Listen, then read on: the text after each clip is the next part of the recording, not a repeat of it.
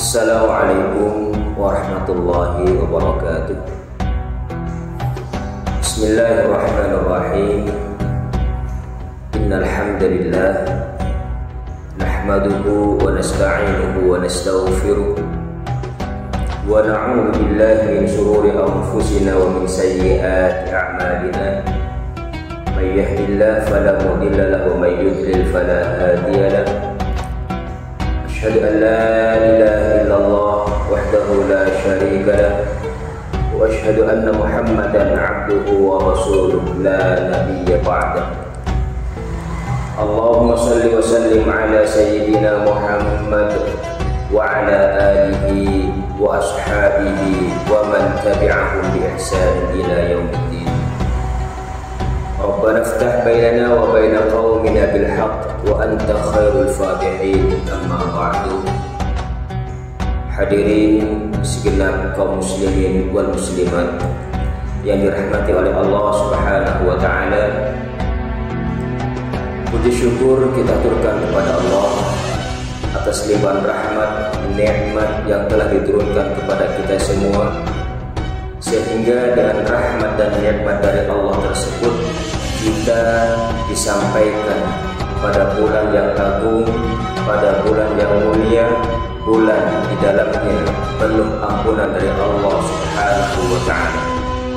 Dan ini patut kita syukuri dengan mengerjakan semua apa-apa yang telah Allah perintahkan, khususnya di bulan yang mulia ini.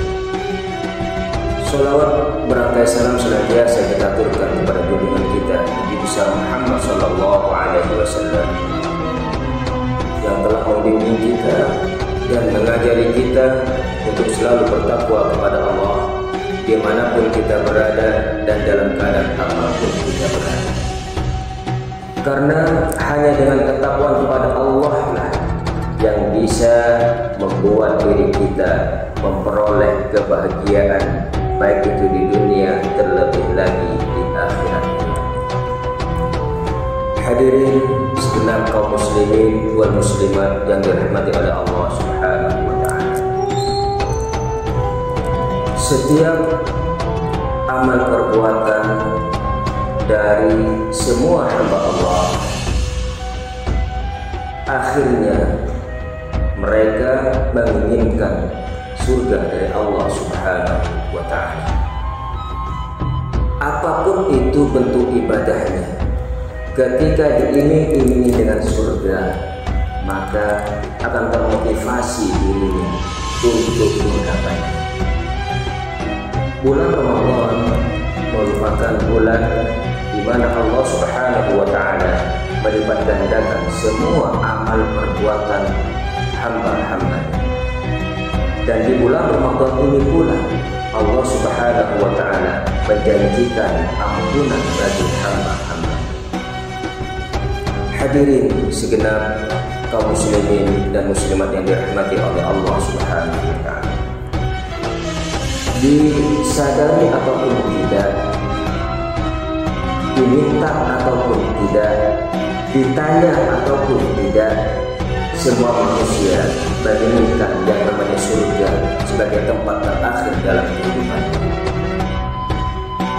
Dan Rasulullah Shallallahu Alaihi Wasallam pernah menyampaikan dalam sebuah hadisnya bahwasanya surganya Allah itu kangen, rindu kepada hamba-hamba Allah, rindu dan kangen kepada 4 kelompok dari hamba-hamba Allah, sebagaimana disebutkan oleh Rasulullah Shallallahu Alaihi Wasallam, al-jannatu mushtaqun ala arba'in nafar, talil Quran wa hafidhil lisan wa mut'imil ji'an wa sha'ila fi syahri Ramadan. Surga kangen dan rindu kepada 4 kelompok manusia. Yang pertama adalah talil Quran, orang yang suka membaca Al-Quran. Al-Quran merupakan kalam Allah. Ketika manusia-manusia atau hamba-hamba Allah mengistiqomahkan dirinya di dalam membaca Al-Quran, maka Allah akan memberikan pahala yang besar bagi dirinya. Karena Al-Quran itu merupakan hidangan yang Allah siapkan untuk semua hamba-hamba-Nya.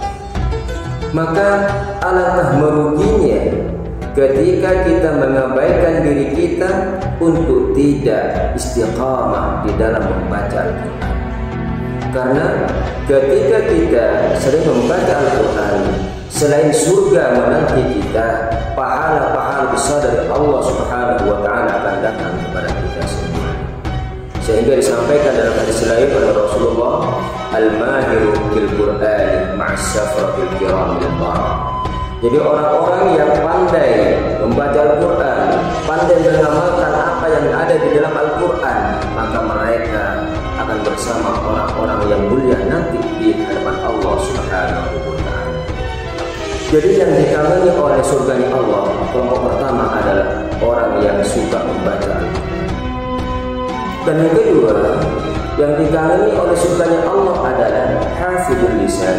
Jadi orang yang suka menjaga lidahnya untuk tidak dipergunakan kepada hal-hal yang tidak baik. Orang yang suka menjaga pembicaraannya dari hal-hal yang bisa menyakiti orang lain. Dan momen puasa ini merupakan momen di mana kita bisa benar-benar menjaga lidah kita dengan baik, agar supaya kita mendapatkan apa yang Allah janjikan kepada kita, yaitu ampunan dari Allah Subhanahu wa Ta'ala. Dan yang harus kita tanamkan dalam jiwa kita adalah bagaimana kita bisa memfungsikan lidah kita untuk hal-hal yang baik dalam kehidupan kita. Alangkah indahnya kalau lidah kita gunakan untuk selalu membaca Al-Quran. Alangkah indahnya lidah kita kalau kita selalu pergunakan untuk membicarakan hal-hal yang baik dan meninggalkan hal-hal yang tidak baik. Dan perlu untuk kita pahami bahwasanya yang banyak menjerumuskan manusia ke dalam nerakanya Allah adalah gara-gara lisannya. Adu domba itu juga gara-gara lisan. Sehingga Rasulullah SAW menyampaikan, la yadkhulul jannata nammamun. Tidak akan masuk surga orang yang suka mengadu domba, dan mengadu domba sumbernya dari lidah. Na'udzubillah, summa na'udzubillah. Mudah-mudahan kita diselamatkan oleh Allah Subhanahu wa Ta'ala dari hal-hal yang tidak baik, dan kita bisa menjaga lidah kita untuk kita pergunakan kepada hal-hal yang baik dan diridhoi pada Allah Subhanahu wa Ta'ala, khususnya di dalam bulan Ramadan ini dan secara keseluruhan di bulan-bulan setelah bulan Ramadan. Mungkin ini pembahasan yang dapat disampaikan pada kesempatan kali ini. Kurang lebihnya mohon maaf. Akhirul kalam. Wassalamualaikum warahmatullahi wabarakatuh.